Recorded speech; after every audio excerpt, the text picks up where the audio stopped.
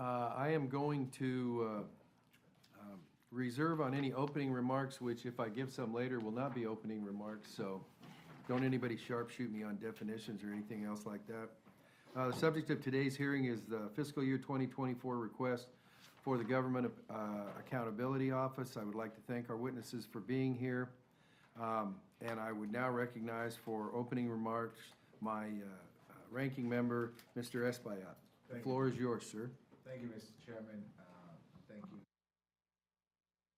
The Government Accountability Office has a tremendous responsibility to provide independent oversight of U.S. government programs, activities, and nonpartisan support to Congress. The subcommittee has a great, this subcommittee has a great appreciation of GAO's work. I would like to commend GAO for its work to reinforce Congress' constitutional power of the purse and for dedicating the resources necessary to support this committee. I would also like to commend GAO for its commitment for recruiting and retaining a diverse staff and its track record of earning a top spot among the best employers for veterans and the best places to work for overall. So maybe someday I'll go work for you guys. But anyway, Mr. Dorado, I look forward to your testimony and thank you for being here today. Thank you. I want to thank you, Mr. Controller General, for your presence here today. And I would now recognize you for a summary of the written testimony that you've submitted. Thank you very much, Mr. Chairman, Ranking Member Espaillat, Congressman Quigley, Congressman Franklin. I appreciate the opportunity to be here today to discuss GAO's fiscal year 2024 request. I appreciate the confidence the subcommittee previously has given us and the resources necessary. I believe we provided a great return on investment as a result of Congress's provision of funds to us. Last year alone, implementation of our recommendations led to over $55 billion in financial benefits to the government. On average, over the last 5 years, GAO's returned $154 in financial benefits to every dollar invested in our activities. We do this through our ongoing programs looking at waste, fraud, abuse in the federal government, as well as identifying overlap, duplication, and fragmentation in our issues. We also regularly, on average every year, have over 1,200 other benefits that help improve public safety, promote the more efficient and effective use of federal resources and programs achieving their objectives, and also a great deal of help in helping Congress craft laws and provide effective oversight over the executive branch to ensure our system of checks and balances works effectively in our government. Now, GAO has a wide footprint across the Congress since our scope is the entire breadth and scope of the federal government. On a regular basis, we receive requests from over 90% of the congressional standing committees. We also have been charged with responsibilities in a number of recent laws in addition to that. The recent Defense National Authorization Act for 2023 has 158 mandates for GAO. The Consolidation Appropriations Act for 2023 has close to 100 additional requirements for GAO studies. The Infrastructure Investment and Jobs Act has over 35. The CHIPS Act over 10. The Inflation Reduction Act has a broad mandate for GAO. We have 32 different engagements already planned in that area. Congress also has asked us to oversee the accountability of aid provided to the Ukraine. So we'll be looking at both military aid and Ukraine and humanitarian assistance, as well as how DOD is replenishing the material that we've provided to Ukraine.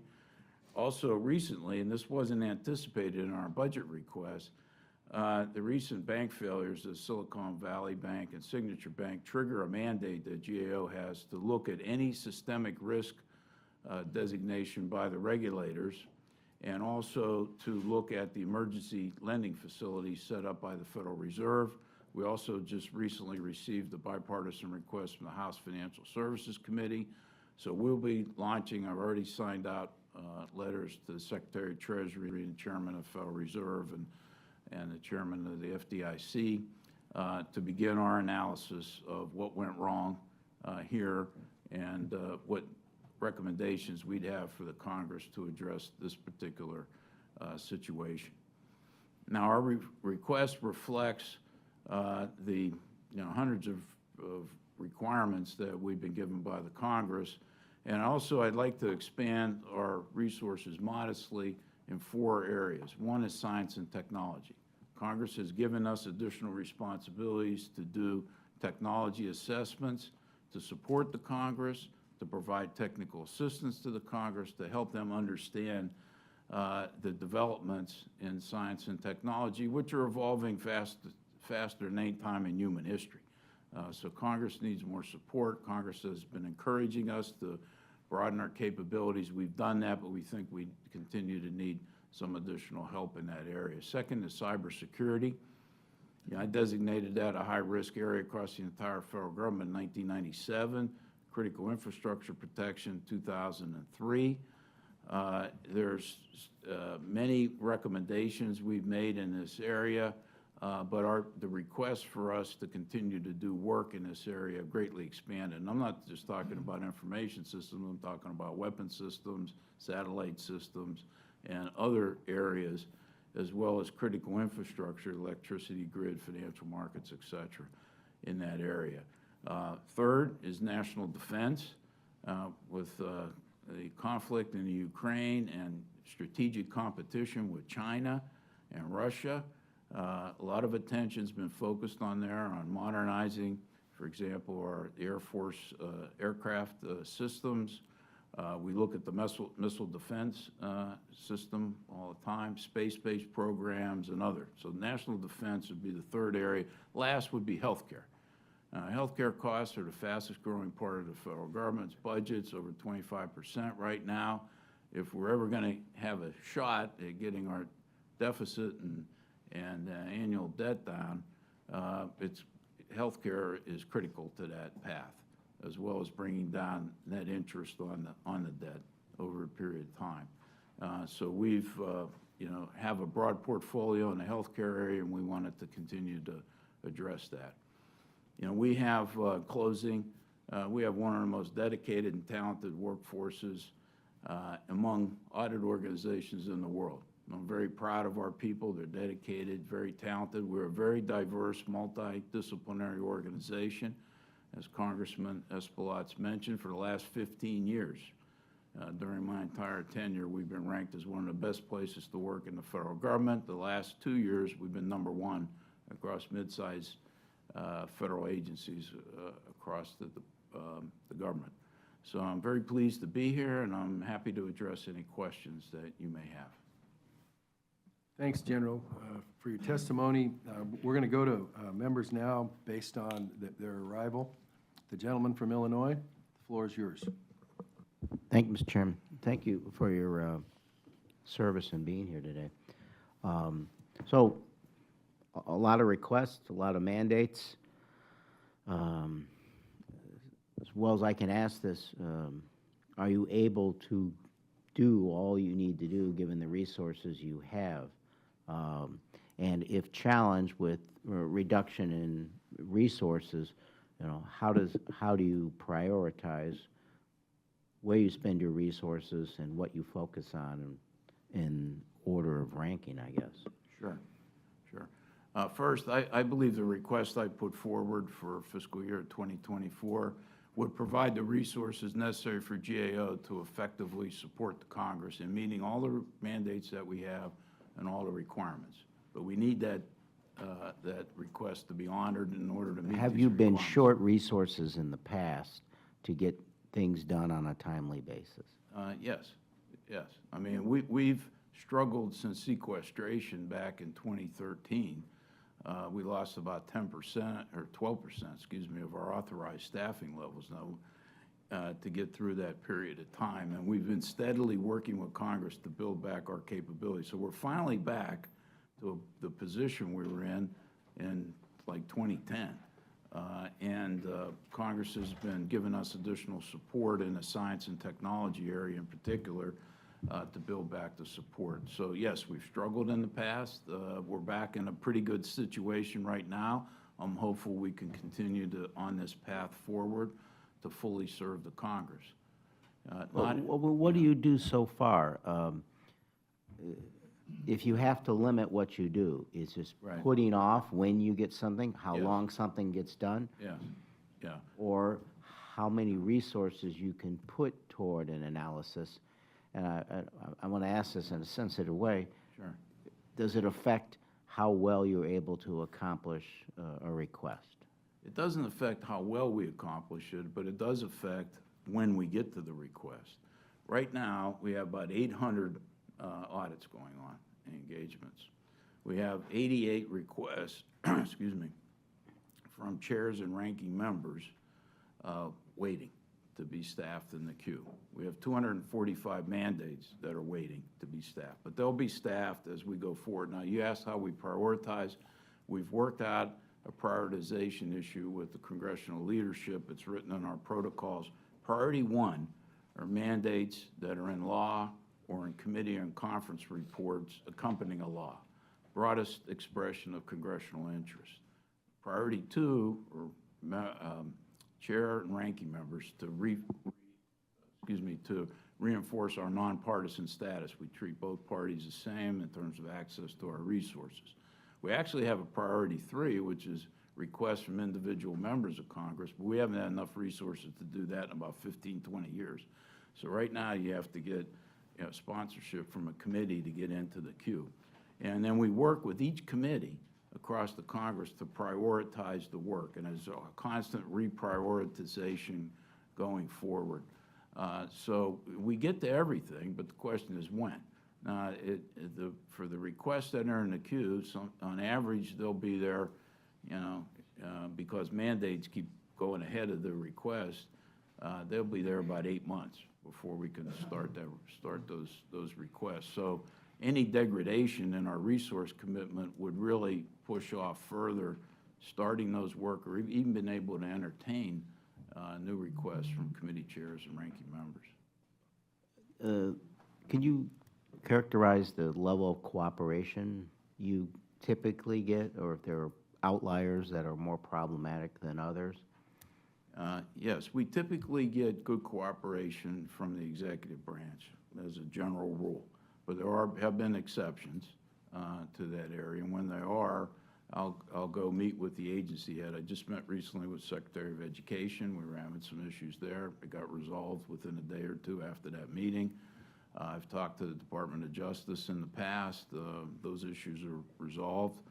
I had trouble during the early stages of the pandemic because we were given responsibilities for tracking the $4.6 trillion in aid under the pandemic, give monthly briefings to the Congress, and we were having problems with Small Business Administration. You were very helpful in helping break that situation. So I meet with all the heads of the executive branch departments and agencies as they are confirmed into their jobs and try to establish a good constructive working relationship. So I try to deal with them, and then if I need the help from Congress, I ask. Very good, thank you. I yield back. Mr. Franklin, the floor is yours. Thank you, Chairman. And I don't have a lot for questions, but General, thank you for your testimony. And I'm learning as a new member of the committee and trying to get my arms around all the scope of what these agencies do. And I appreciate you all have a lot on your plate. What strikes me, and I understand the line of questioning of, what's going to give if cuts are required. I see that, but I also see, and what concerns me is just in the technology space, for example, in a 5-year period from 2019 to what you're projecting at the end of 2024, just the FTE, the number of employees in that one section of what you oversee is going to quadruple. So in 5 years, we're talking about headcount quadrupling. Clearly, and we're seeing this across every single thing we touch. I mean, government has exploded in the last 5 years. To me, my perception, my opinion is that's not a sustainable path, but where do you see this going? 5 years from now, is this 200 going to turn into 800? Yeah, the 200 would put it around the same size as many of the other teams we have across government. You know, we have, so it's coming up. It's like, you know, those horse races where somebody starts like way in the back of the field and then they catch up with the rest of the pack. That's where it is. And most recently, the reason it's grown so fast is that Congress debated whether to recreate the Office of Technology Assessment or beef up GAO's resources. They went with the approach of beefing up GAO's resources. So we were given explicit direction, asked to provide a plan to the Congress to increase our resources in that area. I did so. We've met that plan. Despite speculation we'd have difficulty recruiting people in that area, we've been able to do that. So I've met the plan Congress asked us to do, and the type of requests that we have, I think would bring us up to a pretty good level. I don't expect it to keep growing exponentially as it has in the past. Well, and looking at the types of things that are contemplated under that, I agree, these are critical needs now, they're areas we need to be focused on. At some point, you know, I would just hope that there's a tendency in government programs that once they come into place, I mean, government never goes Yeah. away, it only grows, but at some point, we're gonna be forced to make the hard choices to do reallocation. So hopefully some Right. things that have, you know, been necessary before, the need may change, and we're just gonna have to be willing to make the hard decision to reallocate those resources. I understand. I understand. I know you do. I'm the auditor of the federal government's financial statements. Exactly. I understand our position, but I also understand GAO provides a lot of return on our investment. So you get more than you Right. put And into you're the us. watchdog to over, get you back. know, ensuring that what we are spending is being done appropriately. I Actually, appreciate that. yeah, we issue an annual report on overlap duplication in the federal government. And the last 12 years, we've had 1,300 recommendations. Congress has implemented fully or partially, or the agency, 74%. It has financial benefits of $552 billion. So it's already over the $500 billion mark. And believe me, I'm judicious in managing our own organization, and I only ask for what we need because I'm aware of our fiscal position, but I'm also aware that Congress is basically out-resourced against the executive branch. And unless you have strong oversight or strong GAO, it's hard to provide effective oversight of what's actually really going on as opposed to what the executive branch you know, puts forward as their position on that issue. So Congress needs independent check and balance, and GAO provides that. All right, thank you. Sure. To the gentleman from the Empire State, Ranking Member Espaillat, the floor is yours. Thank you, Mr. Chairman.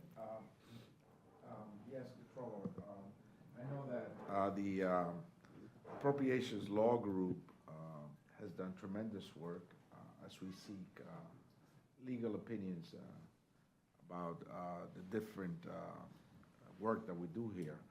It's so important for us to be in compliance with the Constitution, with the law.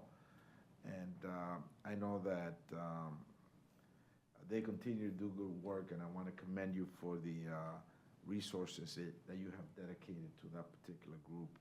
And I just wanted you to share with us what are some of the things, the services that they provide that are so relevant and important to the work that we do. Actually, their responsibilities go directly to the heart of Congress's power of the purse. They're the experts in appropriation law decisions. We've issued 42 decisions since March 2020 as to whether or not the agencies are following the direction given by the appropriation committees in the law. And sometimes we find that they don't heed that. There's provisions, for example, that they consult with the Congress before they make a change. Sometimes they don't do that. Also, we train congressional staff in appropriation law decisions. So we have regular classes that we provide in addition to regular rulings in that area. We also have responsibilities in the Congressional Review Act as to whether or not we look at all major rules given to the Congress that gives them the ability to say, to act to stop a rule if they don't agree with it. And we've issued, you know, a couple hundred decisions in that area. So we also, the Vacancies Act There's only supposed to be people serving in acting positions for a certain period of time, so we monitor that across the executive branch. And then also, very importantly, we issue decisions on anti-deficiency. You know, one thing we check is Congress's direction is supposed to determine what agencies spend the money on. So we make sure that they spend the money that Congress directed them to, but on the flip side, if they spend more than Congress authorized, that's an anti-deficiency violation, and we point that out to the Congress. I know that you're also doing work on enhancing cybersecurity, and just recently, the Washington, D.C. Health Exchange was compromised with exposing confidential information about our team, ourselves. This is a growing problem in a very hostile world environment. What are you doing? What are the priorities of the Center for Enhanced Cybersecurity as we move forward? Yes. I do not believe the federal government's operating at a pace strengthening computer security commensurate with the evolving grave threat. We've been doing this. I've been pushing this. I mentioned in my opening remarks. We designated it high risk across the federal government in 1997. We've got Congress to pass a series of laws.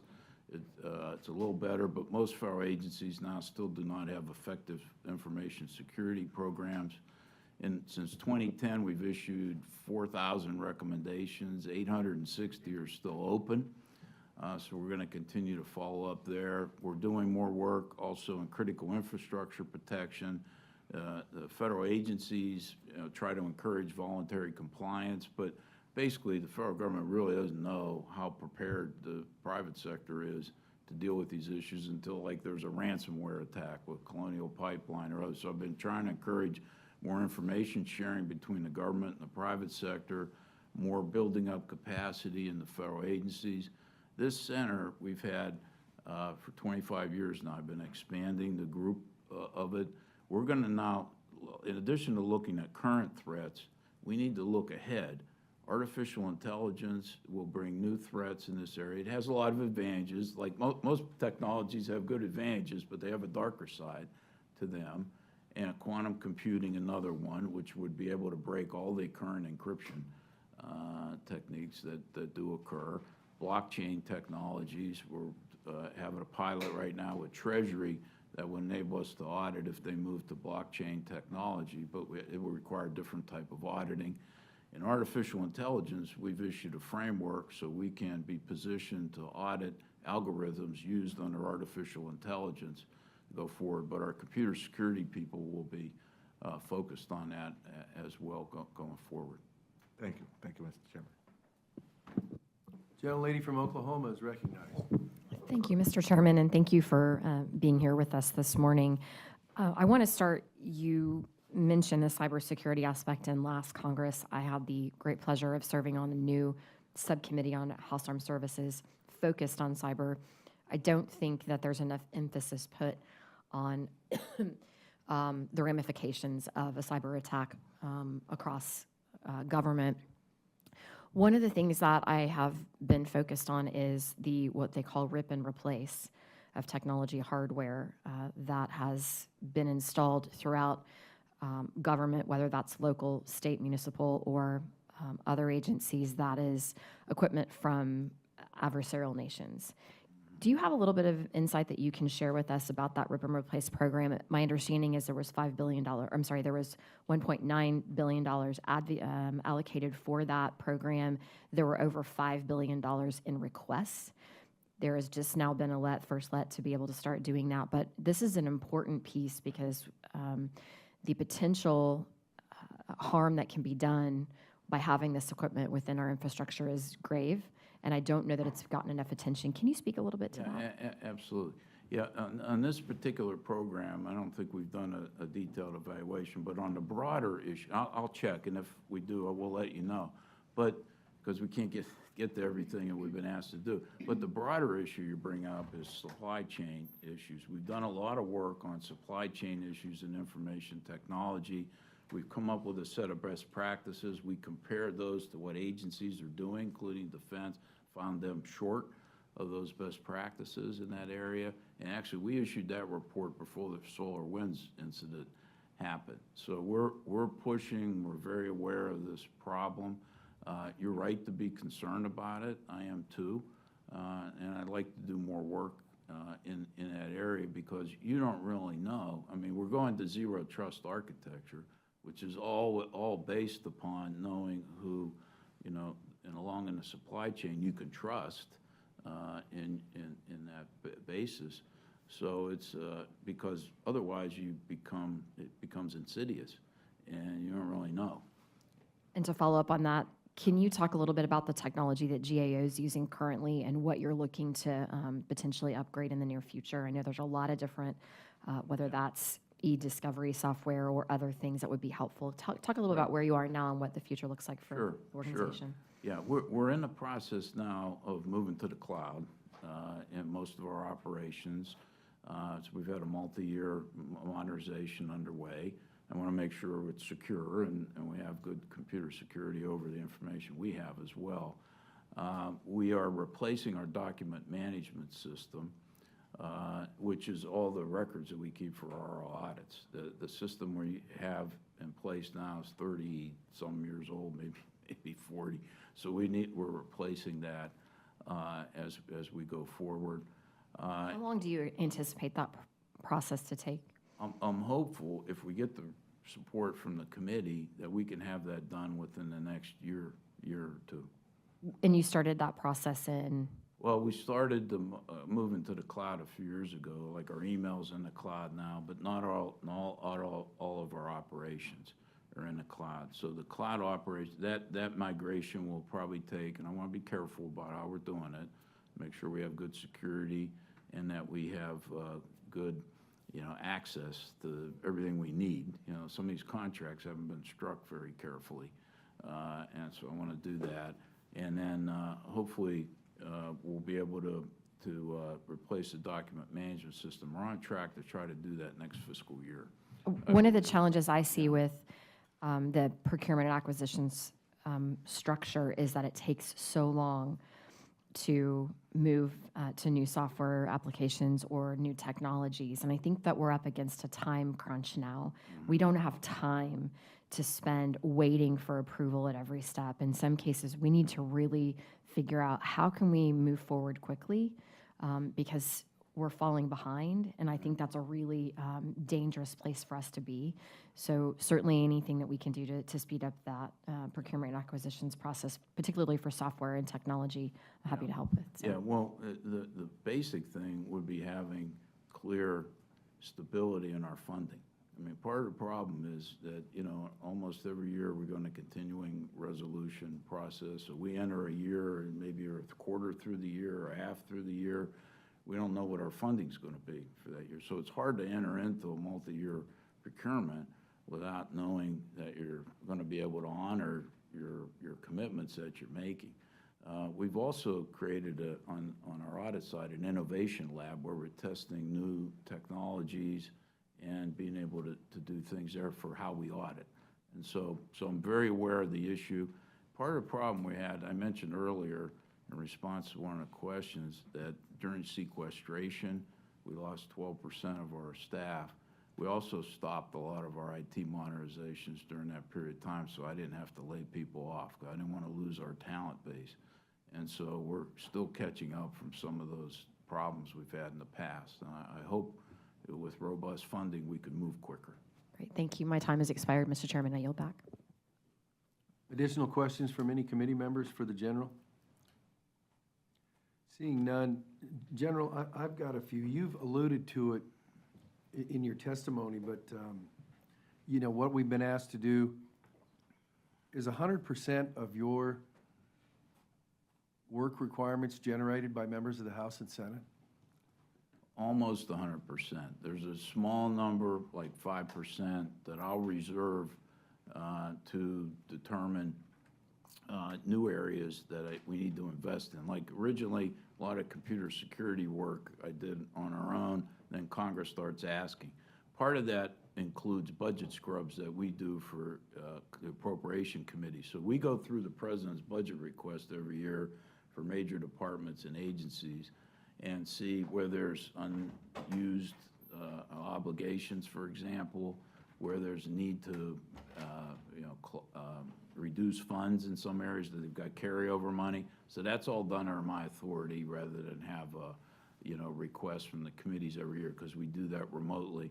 We also do a lot of work on identifying fraud, waste, and abuse in the government under our look. And then I'll do some targeted areas. For example,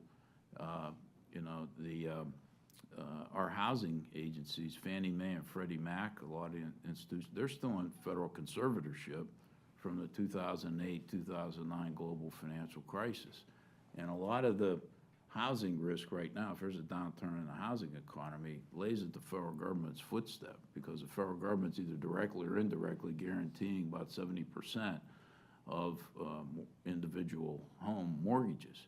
And so, I issued a framework for the Congress that they could use in making decisions on how to decide whether to privatize Fannie Mae, Freddie Mac, go back to a different model, hybrid models to help Congress make decisions. But most of it's driven by the mandates and requests. So is it fair to say that 100% of what you do is either direct request or related to that oversight function that you play in supporting the Congress? Absolutely. Okay, and so you're in a unique situation, and actually the committee's in a unique situation, that it's no surprise to anybody here that the general atmosphere is going to be, okay, how can we cut, how can we reduce, blah, blah, blah.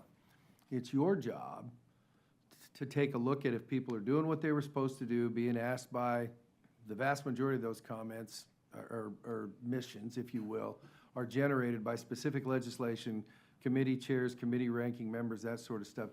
So if you were going to play the GAO, looking at yourself when this committee comes forward with its recommendations in front of the full committee and then on the floor, what would you say? Hey, here's why. And I'm not putting words in your Yeah. mouth, they'll be your words, but it's like, Right. if you value oversight, if you value responsiveness, if you value, go ahead and Right. take off from there. Yeah, no, absolutely.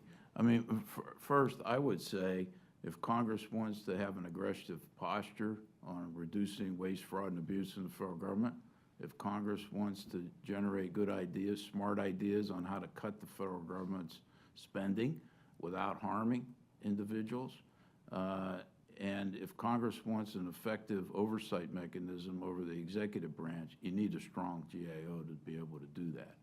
And without us being strong, your ability, Congress's ability to manage and oversee the rest of the federal government will be severely diminished, in my opinion. Okay? Thank you. I want to thank you for your testimony. Members may submit additional questions, not forever, within, yeah. If you've got additional questions, please contact the committee staff so that we can get them to you and they can be meaningful in time for markup and that sort of stuff. General, thank you very much. Appreciate your appearance and your testimony. The meeting is adjourned.